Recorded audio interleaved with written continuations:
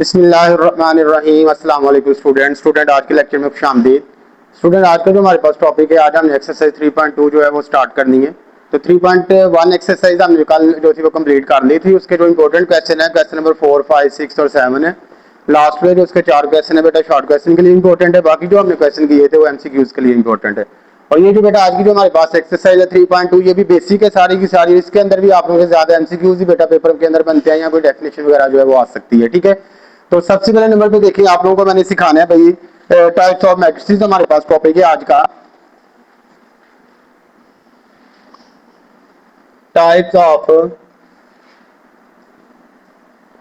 Matrices. हमारे पास आ जाएंगे बेटा। सबसे पहले नंबर पे टाइप आ जाती है अभी रो मैट्रिक्स। दूसरे नंबर पे बेटा आप लोगों के पास आ जाता है कॉलम मैट्रिक्स।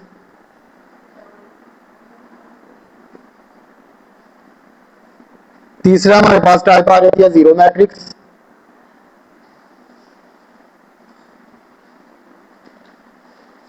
चौथे नंबर पे बेटा आ जाएगा आपके पास स्क्वायर मैट्रिक्स।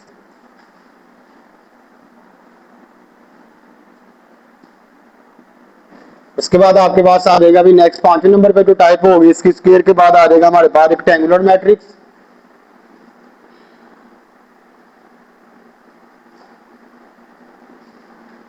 रेक्टेंगुलर के बाद आ जाएगा छठे नंबर पे आपके पास डायगोनल मैट्रिक्स।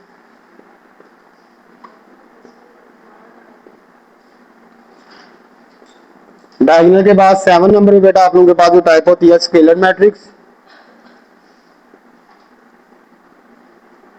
स्केलर के बाद आ जाएगा 8वें नंबर पे बेटा आप लोगों के पास आइडेंटिटी मैट्रिक्स। ये यूनिट मैट्रिक्स हम इसको पढ़ते हैं भाई, यूनिट मैट्रिक्स भी कह सकते हैं इसको। इसका दूसरा नाम है हमारे पास आइडेंटिटी मैट्रिक्स। चलिए पहले हम इनको डिस्कस कर लेते हैं, बाद में फिर हम दूसरी जो टाइप है उनको देखते हैं बेटा। सबसे पहले नंबर पे देखिए बेटा, आप लोगों के सामने मैंने लिखा हुआ है रो मैट्रिक्स। रो आप लोगों को पता है बेटा उर्दू के अंदर हम इसको कतारी कालब कहते हैं। कतारी कालब हमारे पास बेटा ऐसा कालब होता है कि जिसके अंदर हमारे पास एक रो होती है। ठीक है, matrix having one row is called row matrix. ठीक है, डेफिनेशन आप लोग लिख सकते हैं क्या, matrix having one row is called row matrix. कौन सा मैट्रिक्स होगा बेटा, ऐसा मैट्रिक्स जिसमें एक कतार होती है, क्या कहलाता है हमारे पास रो मैट्रिक्स कहलाता है। फॉर एग्जांपल बेटा आप लोग देख सकते हैं A इज इक्वल टू 1 2, ये आप लोगों को नजर आ गया। अभी इस मैट्रिक्स के अंदर हमारे पास कितनी रोज है भाई, 1। ये 1 रो हमारे पास है। ठीक है, R1 और कॉलम आपको पता है यहाँ पे कितने हैं भाई, क्योंकि बेसिकली हम रो मैट्रिक्स की बात कर रहे हैं तो इसमें रो देखना, रो आपके पास एक होनी चाहिए। तो ये कौन सा मैट्रिक्स बन जाएगा आपके पास, रो मैट्रिक्स बन जाएगा। ठीक होगा बेटा। उसके बाद दूसरे नंबर पे हमारे पास जो मैट्रिक्स होते हैं ना उसको हम कॉलम मैट्रिक्स कहते हैं। ऐसा matrix, a matrix having one column is called column matrix. ठीक होगा बेटा। कॉलम मैट्रिक्स हमारे पास है उस, अब कॉलम मैट्रिक्स की एग्जांपल आप लोग दे सकते हैं भाई।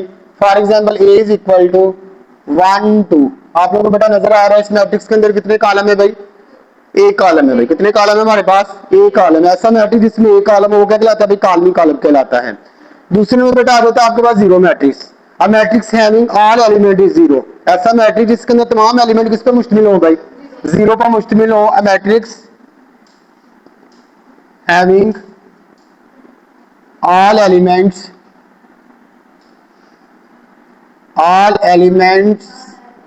is zero। तमाम एलिमेंट बेटा जीरो पर मुश्तमिल हो। For example A is equal to 0 0 0 0। आपको नजर आ रहा है इस मैट्रिक्स के अंदर तमाम एलिमेंट किस पर मुश्तमिल है भाई, 0 0 पे। तो ये कौन सा मैट्रिक्स कहलाता है हमारे पास, जीरो मैट्रिक्स कहलाता है। उसके बाद बेटा आ जाता है स्क्वायर मैट्रिक्स। मैट्रिक्स यहाँ लिख लो, the number of rows, the number of rows is equal to number of column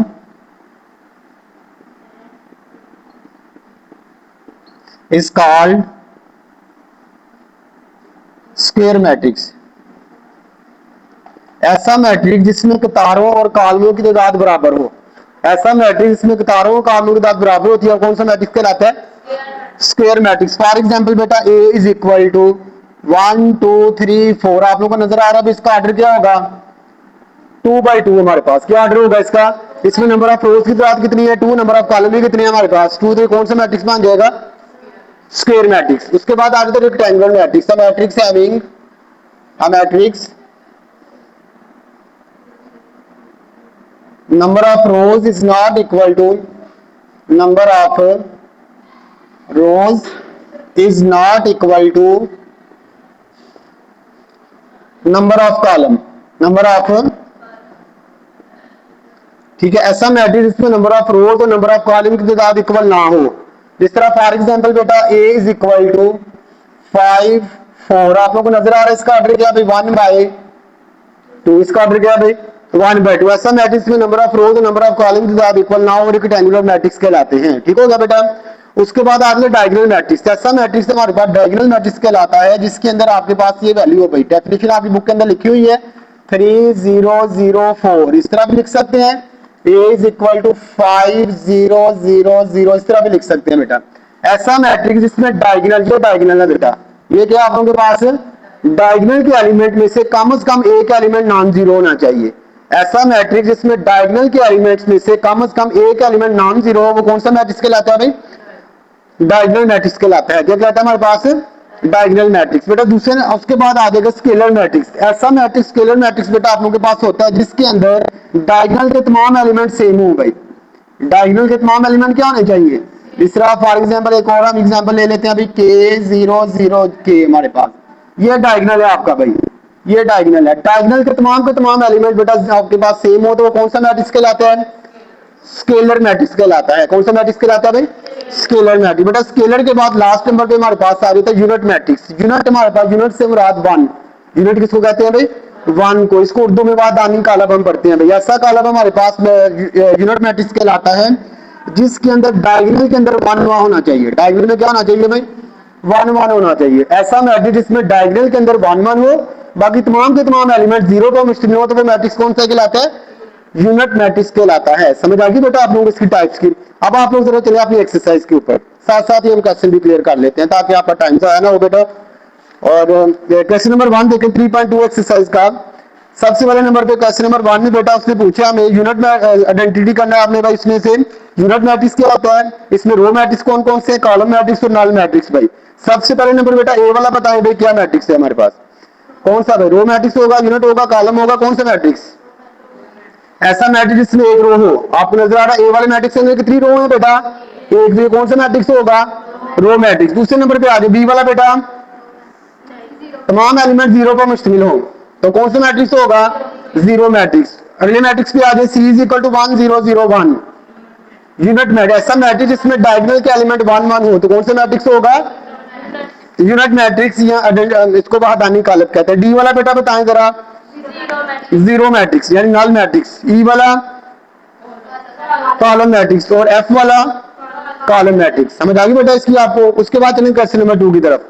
उसमें भी कहते हैं identity type of the given matrix is row, column, square and rectangular matrix. A वाला बताएं बेटा क्या होगा, कॉलम मैट्रिक्स। कौन सा होगा भाई, कॉलम भी होगा, और दूसरे नंबर पे एक और भी इसका बन रहा है रेक्टेंगुलर। कौन सा बन रहा है भाई, इसको मुस्ततिली कॉलम कहते हैं, उर्दू में क्या कहते हैं भाई, यही डेफिनेशन थी ना रेक्टेंगुलर की। ऐसा मैट्रिक्स इसमें number of rows is not equal to number of column.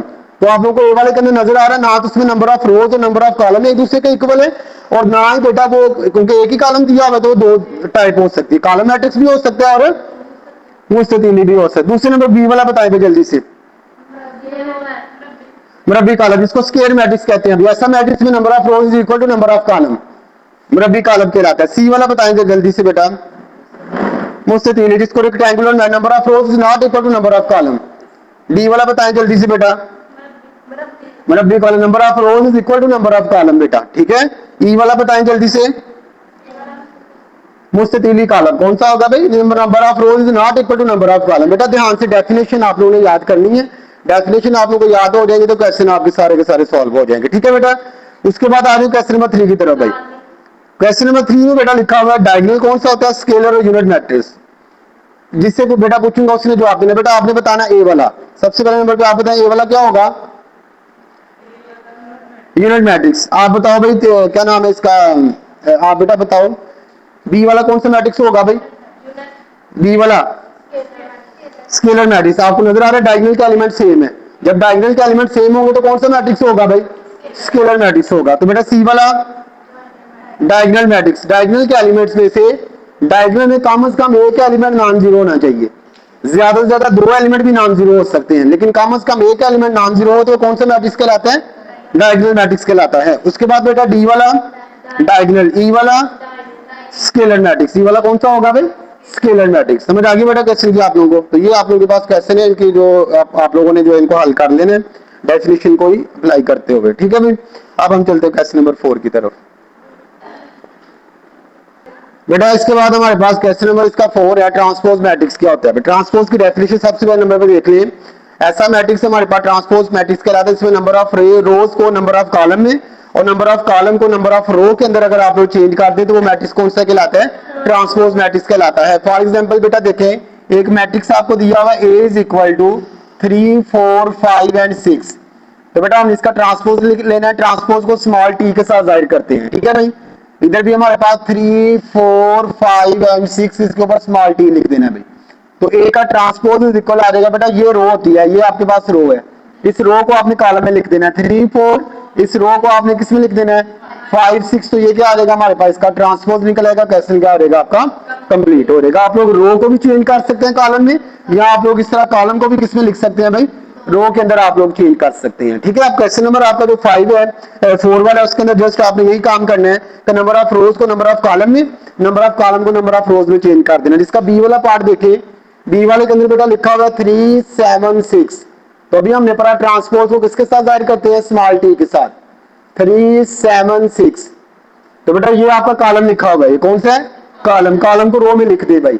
B का ट्रांसपोज इज इक्वल आ जाएगा 3 7 6, तो ये आपके पास क्या आ जाएगा, इसका ट्रांसपोज फाइंड आउट हो जाएगा, ठीक हो गया।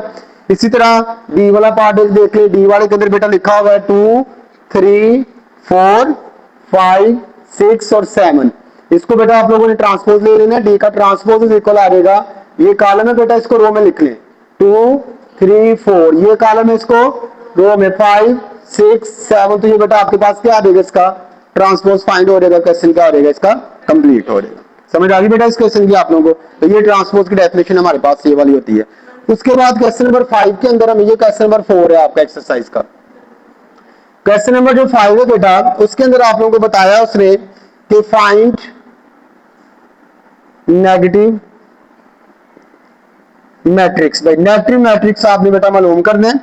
एक मैट्रिक्स आपको दिया हुआ है ए इज इक्वल टू -3 0 5 एंड 6, तो बेटा नेगेटिव मैट्रिक्स से मुराद है कि आप लोगों ने माइनस के साथ मल्टीप्लाई करवा देना है, किसके साथ कर देना है इसको, माइनस के साथ, दोनों तरफ माइनस के साथ मल्टीप्लाई करवा दें। ये माइनस है तो क्या हो जाएगा, ये 0 तो आपको पता है ये प्लस ही होता है, ये 5 प्लस है क्या हो जाएगा, ये 6 प्लस है क्या हो जाएगा, माइनस, तो ये बेटा आप लोगों के पास क्या आ जाएगा, इसका नेगेटिव मैट्रिक्स जो है वो फाइंड आउट हो जाएगा। तो आपने बेटा इसके बाकी पार्ट भी इसी तरह ही हल करने हैं।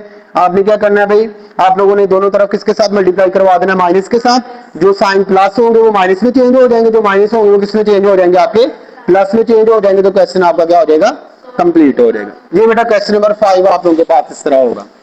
उसके बाद हमारे पास लास्ट क्वेश्चन है, इसका क्वेश्चन नंबर 6 वाला पहले देख लिए। 6 वाले में भी ट्रांसपोज की बात कर रहा है। 6 वाला बेटा इसका पार्ट नंबर 1 में कहते हैं ए के ट्रांसपोज का ट्रांसपोज इज इक्वल किसके होता है भाई, ए के, ये चीज हमने प्रूव करवानी है बेटा। ए बराबर आपको दे दिया है 2 3 4 5, तो हम सबसे पहले नंबर पे क्या करते हैं, इसका डबल ट्रांसपोज है बेटा, तो आप लोगों को नजर आ जाएगा डबल ट्रांसपोज लेंगे हम। सबसे पहले सिंगल ट्रांसपोज, एक ट्रांसपोज इज इक्वल आ जाएगा, ये कॉलम है किसमें चेंज कर देंगे, ये रो है किसमें चेंज कर देंगे, ये भी रो को कॉलम में लिख दिया, इसी भी रो को हमने किसमें लिख दिया भाई, कॉलम में। अगेन इसका ट्रांसपोज लो, ये के ट्रांसपोज का ट्रांसपोज, फिर इसका ट्रांसपोज, ये रो किसमें चेंज हो जाएगी, कॉलम में, ये रो किसमें चेंज हो जाएगी। तो अब आप लोग देखो ये किसके इक्वल आ रहा है आपका, ए के ट्रांसपोज का ट्रांसपोज किसके इक्वल आ गया दोबारा से, ये सारा क्या बन गया आपके पास, ए बन गया। तो आपने क्या देना अभी, हेंस प्रूव्ड दैट, बेटा आपके पास क्या हो जाएगा, क्वेश्चन नंबर 6 का पार्ट नंबर 1 जो है वो हल हो जाएगा। समझ आ गई बेटा। इसी तरह क्वेश्चन नंबर 6 का जो सेकंड पार्ट है, उसके अंदर आपने बी का ट्रांसपोज लेना है भाई, बी का ट्रांसपोज लेंगे तो आप लोगों के पास उसका आंसर कंप्लीट हो जाएगा, ठीक है बेटा। अब आ जाए लास्ट क्वेश्चन की तरफ, क्वेश्चन नंबर है हमारे पास 7।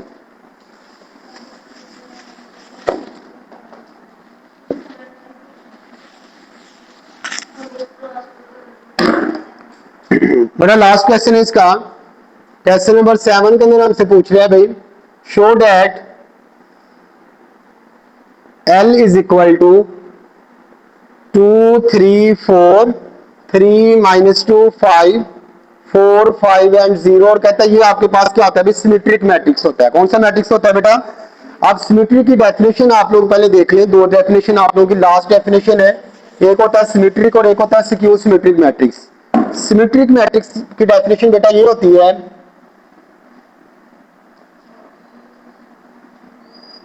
सिमेट्रिक मैट्रिक्स होता है बेटा इफ ए का ट्रांसपोज इज इक्वल आ जाए ए, तो then it's called symmetric matrix. ऐसा मैट्रिक्स जिसका ट्रांसपोज लो तो दोबारा से वो ए के इक्वल आ जाए तो कौन सा मैट्रिक्स कहलाता है भाई? सिमेट्रिक कहलाता है। जरा इसको हल कर लेते हैं भाई। बेटा इसका ट्रांसपोज ले भाई, एल का ट्रांसपोज, इधर भी ट्रांसपोज ले लें, ये आपके पास रो है, इसको किसमें लिख लें? 2 3 4, ये रो है, किसमें लिख लें? 3 -2 5, ये रो है, किसमें लिख लें? 4 5 एंड 0। अब देखो दोबारा से आपके पास एल के इक्वल आ रहा है भाई, देखो आ रही है वैल्यू दोबारा से एल के इक्वल, तो बेटा ये एल का ट्रांसपोज इक्वल किसके आ जाएगा? एल के, तो आपने लिख देना हेंस प्रूव्ड दैट, आपके पास क्या होगा? Given matrix is symmetric. कौन सा मैट्रिक्स हो जाएगा बेटा? सिमेट्रिक मैट्रिक्स हो जाएगा। अगर स्क्यू सिमेट्रिक आ जाए तो उसकी डेफिनेशन बेटा ये होती है, स्क्यू सिमेट्रिक मैट्रिक्स की डेफिनेशन होती है कि इफ ए का ट्रांसपोज इज इक्वल आ जाए -a के, तो then it's called skew symmetric. ठीक है भाई, स्क्यू सिमेट्रिक बन जाएगा आप लोगों के पास। क्या बन जाएगा भाई? Skew symmetric. देखिए बेटा आपके पास क्या हो जाएगा, क्वेश्चन कंप्लीट हो जाएगा। तो बेटा आपकी एक्सरसाइज 3.2 कंप्लीट हो गई है। उम्मीद करता हूँ कि आप लोगों को एक्सरसाइज अच्छे तरीके के साथ समझ आ गई होगी। तो बेटा आप लोगों को एक्सरसाइज समझ आ गई है तो आप लोग बेटा चैनल को सब्सक्राइब करें, बेल आइकन को लाजमी दबाएं, तो इंशाल्लाह ताला कल वाला जो काम होगा उसके अंदर हम 3.3 एक्सरसाइज स्टार्ट करेंगे। तो बेटा तब तक के लिए अल्लाह हाफिज़, अस्सलाम वालेकुम।